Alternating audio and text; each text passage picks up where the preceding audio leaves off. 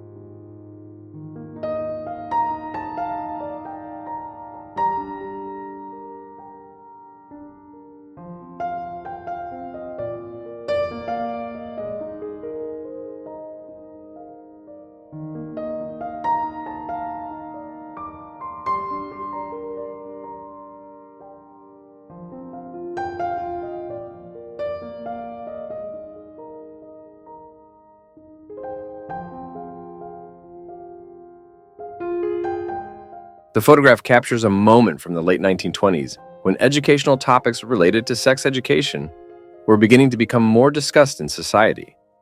This period was a time of significant social change, especially in regards to women's freedom and rights. Discussing topics such as sex education was an important step in the education and emancipation of women. Their facial expressions, reflecting various emotions, can speak to the novelty and significance of the material being discussed.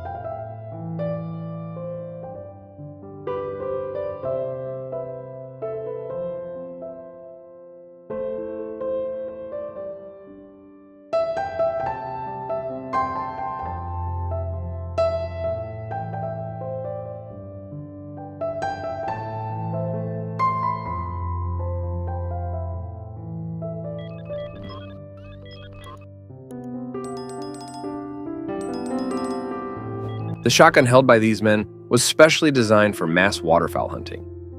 Its enormous size allowed for the release of large amounts of shot in a single shot, making it possible to take down dozens of birds at a time. In the photo, the shotgun is probably being used as a demonstration or promotional shot, as one of the men is helping to support its weight, indicating the considerable size and mass of the weapon. It is interesting to note that due to its destructive power and declining bird numbers, the use of handguns was banned in the early 20th century in a number of countries, including the US and UK. This image serves as a reminder of a time when mass hunting was not only a common practice, but also an important part of economic activity, especially for professional hunters and farmers.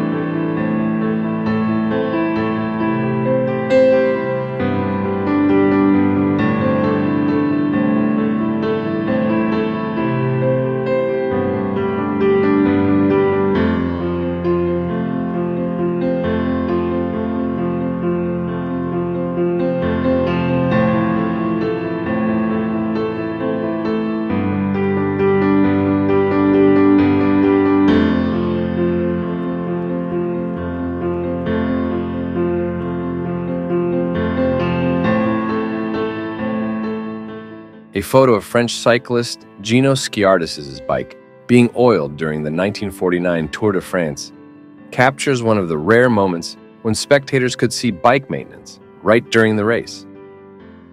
Sciardis rode for the Mercier-Hutchinson team that year, but his participation in the race was marred by incidents involving technical problems, including the bike's clutch. The photos show mechanics manually applying oil to the chain of Sciardis's bike.